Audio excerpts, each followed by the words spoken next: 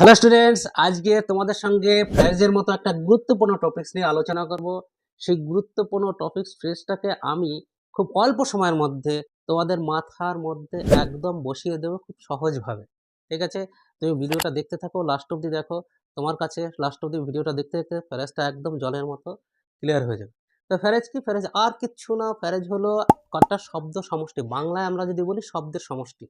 কয়েকটা শব্দ যদি একসঙ্গে বসে পার্টস অফ স্পিচ যে কোনো একটার মতো কাজ করে, ঠিক আছে? কখনো নাউনের মতো কাজ করতে পারে, কখনো অ্যাডজেক্টিভের মতো, কখনো ভার্বের মতো, কখনো অ্যাডভার্বের মতো, কখনো প্রিপোজিশনের মতো, কনজাংশনের মতো, ইন্টারজেকশনের মতো। যখন যেটার মতো কাজ করবে সেই ফ্রেজ বলবো, আর কিচ্ছু না। ঠিক আছে, নাউনের মতো যদি কাজ করে তাহলে বলবো নাউন ফ্রেজ, যদি অ্যাডজেক্টিভের মতো কাজ করে তখন বলবো অ্যাডজেক্টিভ ফ্রেজ, ভার্বের মতো কাজ করলে তখন বলবো ভার্বাল ফ্রেজ, যখন অ্যাডভার্বের মতো কাজ করবে তখন বলবো অ্যাডভার্বিয়াল ফ্রেজ, যখন প্রিপোজিশনের মতো কাজ করবে তখন বলবো প্রিপোজিশনাল ফ্রেজ, যখন কনজাংশনের মতো কাজ করবে তখন কনজাংশনাল ফ্রেজ, এবং ইন্টারজেকশনের মতো কাজ করলে ইন্টারজেকশনাল ফ্রেজ। এছাড়াও আরও ফ্রেজ আছে, আমি ডিটেলসে যাবো না, তোকে মেইন যে ম্যাটারগুলো সেইটা তোমার মাথার মধ্যে আমি একদম সহজভাবে বুঝিয়ে দেবো। প্রথমে আমি জেনে নেব ফ্রেজটা কেন পড়বো। দেখো, 8, 9, 10 তিনটে ক্লাসে কিন্তু ফ্রেজটা ভীষণভাবে ইম্পর্টেন্ট। এই জন্য কিছু তোমাদের গ্রামারে আসে কিছু সেন্টেন্স, যে ট্রান্সফরমেশন অফ সেন্টেন্স কি? একটা সেন্টেন্স ধরো সিম্পল সেন্টেন্স দেওয়া আছে, তাকে কমপ্লেক্স সেন্টেন্স করতে হবে, বা কমপ্লেক্স সেন্টেন্স দেওয়া আছে, তাকে তোমাকে কি করতে হবে? সিম্পল সেন্টেন্স করতে হবে। এই সিম্পল টু কমপ্লেক্স বা কমপ্লেক্স টু সিম্পল যদি করতে চাও তুমি, তোমার ফ্রেজের নলেজ যদি না থাকে, ফ্রেজটা তুমি যদি ভালোভাবে না বোঝো, তাহলে তুমি কিন্তু করতে পারবে না, সঠিকভাবে এটা করতে পারবে না। ঠিক আছে, তাহলে ফ্রেজটা শিখবো এই জন্য যে ট্রান্সফরমেশন অফ সেন্টেন্স আমাদের গ্রামাটিক্যালি লাগবে, সেটা করার জন্য ফ্রেজটা শিখে রাখবো। তা ফ্রেজের ভাগগুলো কি সেটাও আলোচনা হয়ে গেল।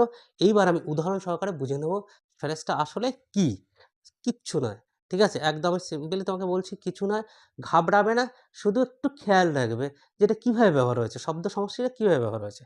দেখো, আমি যদি বলি playing cricket is a good exercise, এখানে প্লেইং ক্রিকেট ইজ ভার্বের সাবজেক্ট, ঠিক আছে, তাহলে সাবজেক্ট কী হবে? নাউন হয়, সাবজেক্ট কি হতে পারে? নাউন হতে পারে। তাহলে এইটা কি হয়ে গেল? প্লেইং ক্রিকেটটা এটা হয়ে গেল noun phrase.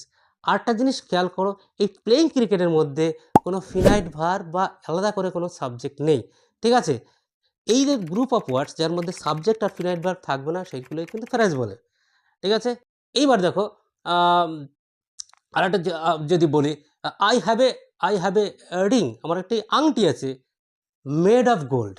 Made of gold যদি দেখো, তাহলে রিংকে কোয়ালিফাই করছে, রিংয়ের পরে বসেছে, রিংকে কটা শব্দ সমষ্টি রিংয়ের পরে বসে রিংকে কোয়ালিফাই করেছে, এটাকে বলবো আমরা ফ্রেজ, গ্রুপ অফ ওয়ার্ডস, ঠিক আছে।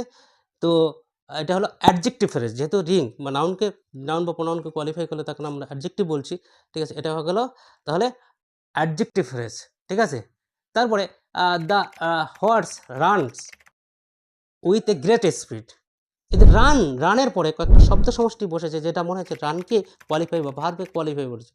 The horse runs with a great speed, এইটা কিন্তু হলো তোমার অ্যাডভার্বিয়াল ফ্রেজ, ঠিক আছে।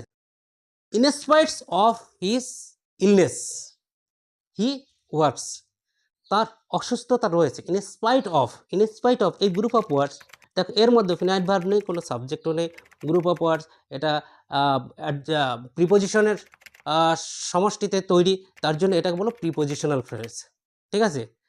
হি হি ইজ স্টাডিং হার্ড, সে কঠোর পরিশ্রম করছে বা পড়াশোনা করছে, so that he can score a good marks. এই সো দ্যাটটা এটা কিন্তু কনজাংশনাল ফ্রেজ, কনজাংশন হিসেবে ব্যবহার করছে।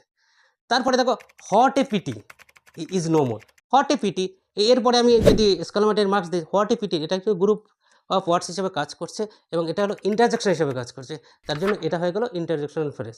দেখো, অনেক বইয়ে কিন্তু ভার্বাল ফ্রেজটা দেওয়া থাকে না, কিন্তু ভার্বাল ফ্রেজও আছে, ভার্ব হিসেবে যখন কাজ করছে গ্রুপ অফ ওয়ার্ডস, সেটা কিন্তু ভার্বাল ফ্রেজ। যেমন he is going to school, is going, এইটা কিন্তু ইজ গোয়িংটা হলো ভার্বাল ফ্রেজ, এই ইজ গোয়িং এটা ভার্বাল ফ্রেজ, বা দুটো শব্দ ভার্ব হিসেবে কাজ করছে।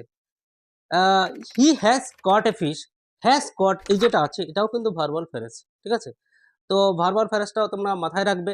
আর ফ্রেজ সম্বন্ধে আশা করি তোমাদের মধ্যে আইডিয়া এসে যাবে, বা যদি দু একবার ভিডিওটা দেখো ভালো করে বুঝে যাবে ফ্রেজটা কি। আজকের ভিডিওতে এই অবধি রাখবো। আর আমার ভিডিওতে তোমরা যদি লাইক করো, বা শেয়ার করো বা সাবস্ক্রাইব করে রাখো, তাহলে কিন্তু ভিডিও বানাতে উৎসাহ পাবো, তাহলে পরবর্তীতে আরও ভিডিও বানাতে পারবো। টাটা।